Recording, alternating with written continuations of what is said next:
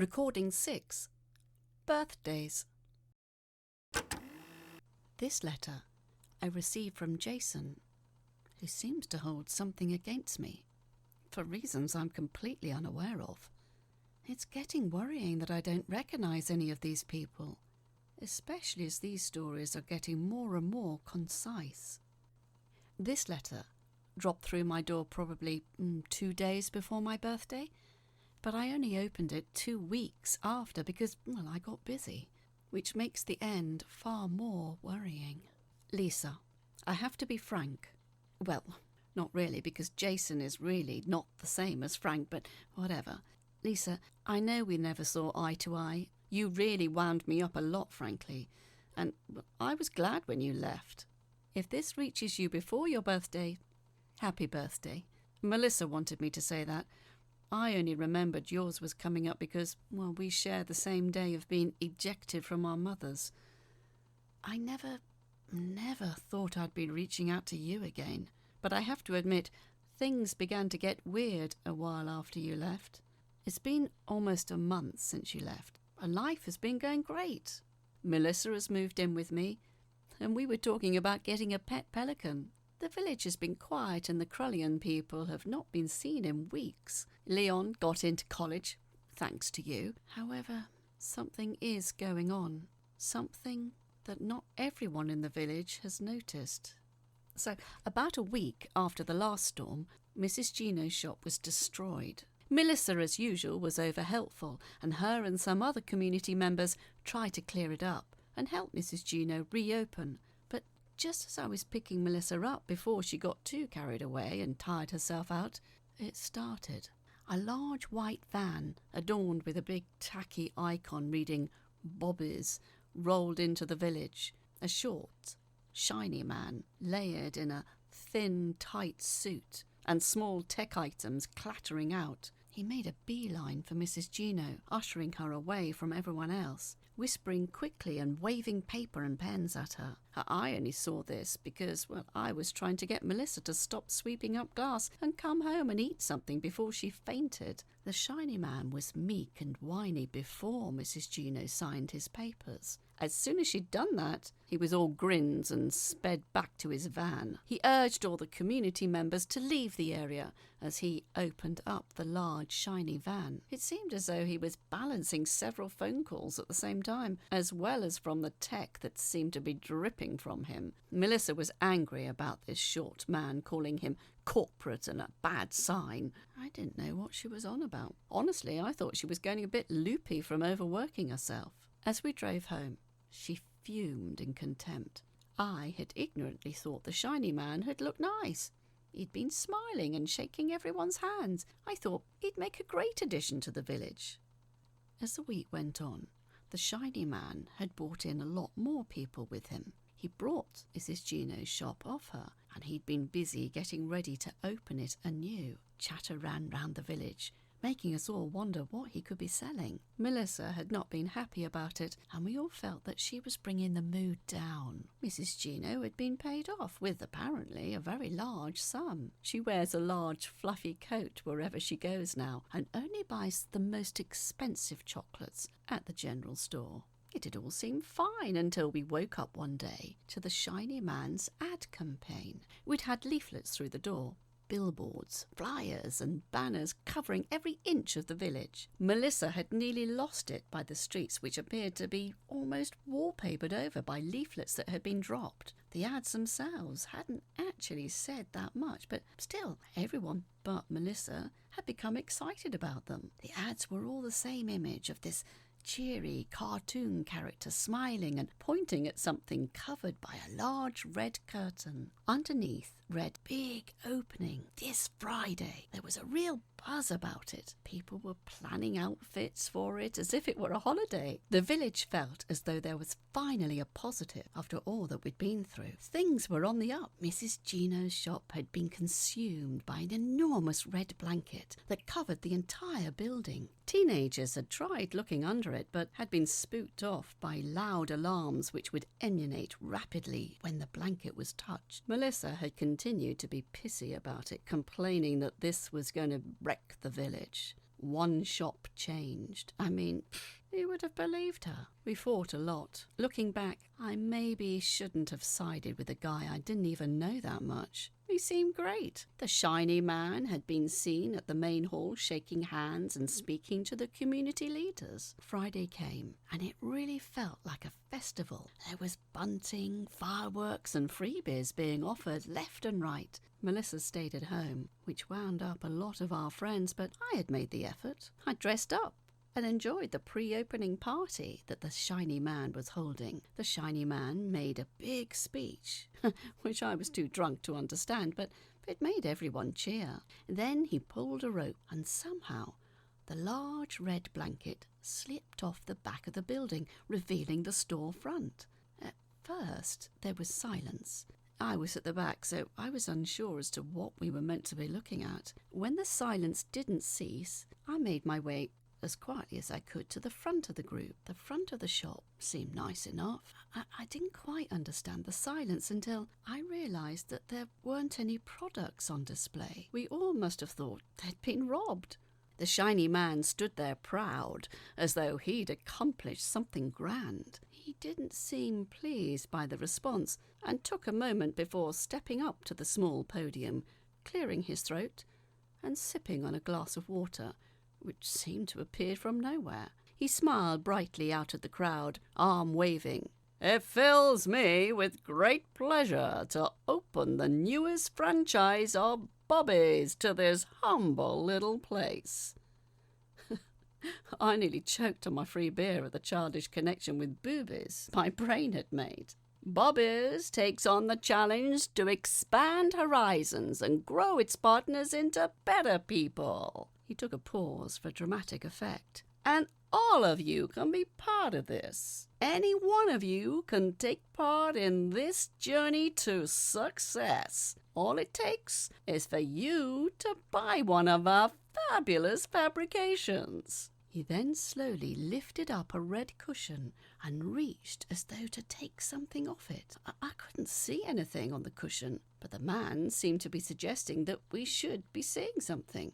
I was deeply confused at this point, so I asked old Mr. Grumble what it was. He shrugged at me, also unaware of what we were all supposed to be looking at. "What is it?" I yelled loudly, realising that I was slightly more inebriated than I had previously thought. "Well, my good man, come up here and I'll show you," the shiny man said in a cheery, inviting voice. He offered me a hand as I climbed up onto the podium. Up close, I thought I might be able to see what it was. However, I was nowhere near clearer to understanding what we were meant to be excited about. The shiny man shook my hand. "What is your name, my dear fellow?" he asked, crisp and clearly. He was obviously completely sober, and it took great effort for me to try and appear in a similar state.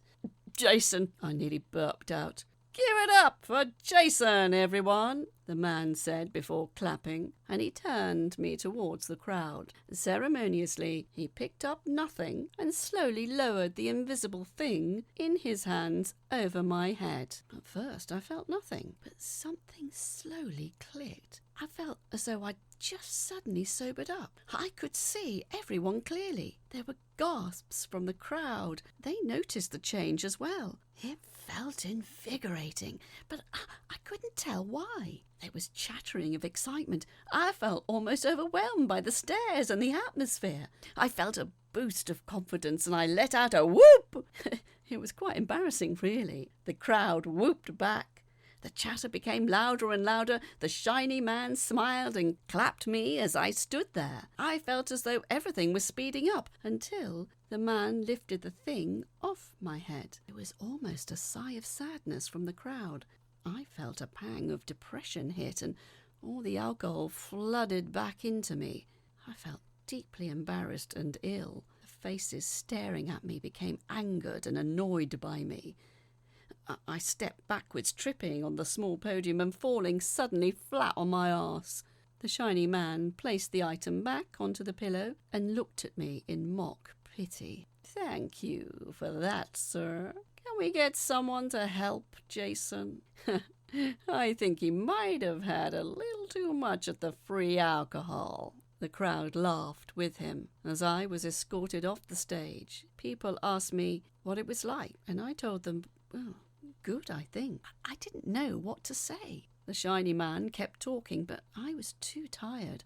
I don't know why. My friends helped me home, but the last thing I remember was hearing some girls saying, "Didn't he look better with the fabrication on?" Melissa woke me up with a smack across the head. She was annoyed about me being free publicity to a manipulative company. I had a splitting hangover and ignored her for most of the day. Apparently, the shop was proving popular, even gathering local press. Melissa kept asking me what they were selling, and I couldn't answer her. I let it go, and only really noticed it was a problem when I was going into work, finding that my colleagues had bought it. It being the only way I can describe. It still seemed to be nothing, or at least invisible. However, everyone who had brought one was parading around looking mightier than thou. A lot of them thanked me for showing them that they needed one. When I asked what actually is it, they all laughed in my face and sighed patronising sighs before slowly demonstrating that without it they seemed lesser. But when they put it on, they seemed enigmatic. After work, I went straight over to the Shiny Man shop, which seemed to be packed with people trying out the invisible merchandise. There was a screen in the corner of the room which seemed to display on repeat the moment of me trying on the wretched nothing and falling over after it was taken off. I made a beeline for the Shiny Man. "Why are you showing me falling over for? What does that have to do with your fabrications, which aren't real, by the way?" The man scoffed at me, patting me on the shoulder before turning to the rest of the people in the shop to reply loudly to me, "Sir, I'm merely displaying promotional footage taken from yesterday's opening. It helps to recapture the happy moment when this village welcomed my fabrications into their lives." There was a mild cheer from the consumers. "And my main man, I've got you a special fabrication for helping me display its features yesterday." He took a box off the shelf and opened it in front of me. It was sleek and stylish, but I could still see nothing inside. "Am I going mad?" I asked. The Shiny Man looked back in confusion. "There's nothing in there." He seemed taken aback by this, hurt almost. "This is our latest model. It's one of a kind, I can assure you. It's thin fucking air. It's empty. There's nothing in it at all," I nearly yelled back. The other people in the shop began moving away from me with concern written across their faces. "Sir, I'm sorry. Do you not see it?" the Shiny Man asked, moving the box closer to my face. "There is nothing there. There's nothing in this darn shop," I yelled back, feeling very silly in such a situation. The man's face dropped, and for some reason turned to one of patronising sympathy. "Sir, is this about your little tumble yesterday? We told everyone attending that they might be filmed for promotional reasons." "No, although it's not fair that you get to show that on repeat to everyone I know while selling them Scotch mist." The man smiled back in mock understanding. "I think sir's a little embarrassed, ladies and gentlemen. I think that's why he's chosen to turn on myself and the fabrications." The people in the shop looked at me as though I'd pissed myself, as though what I was doing was deeply embarrassing. I stormed out of the place, feeling sick. I decided to ignore it completely for a week, but when even Melissa returned home with one of these useless things, I nearly had a heart attack. She, thankfully, wasn't happy about it, but the village vets where she works claimed that she wasn't doing her best work. They were apparently getting close to threatening her with being let go if she didn't get one of these things. It continued to get out of hand, but what really changed, what really made me sit up and write to you was when I realised that it was costing our village. Because I had left the opening party early, I wasn't around when the price of these empty boxes was revealed. It turns out each one cost nearly a year's wages for most of the villagers.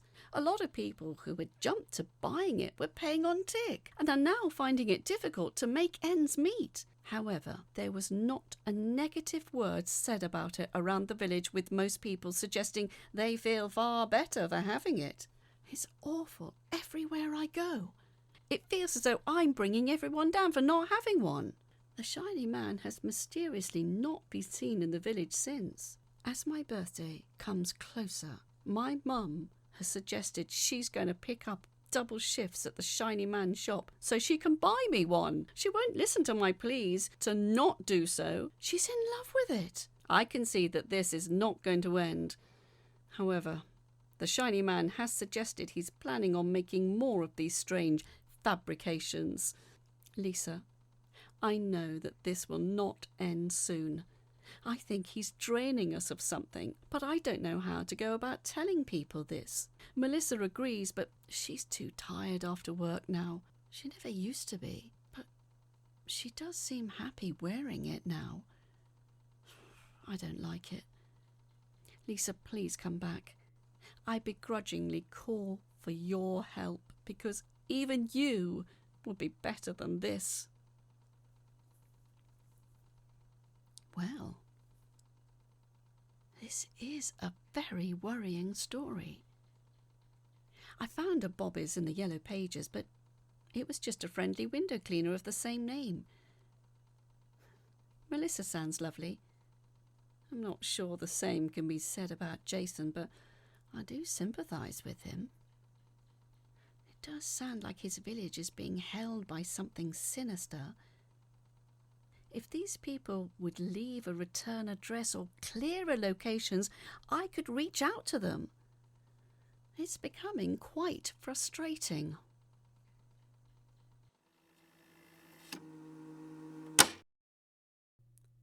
That was Letters to Lisa, Recording 6, Birthdays, written by Phoebe Critchlow, read by Caroline Lawrie.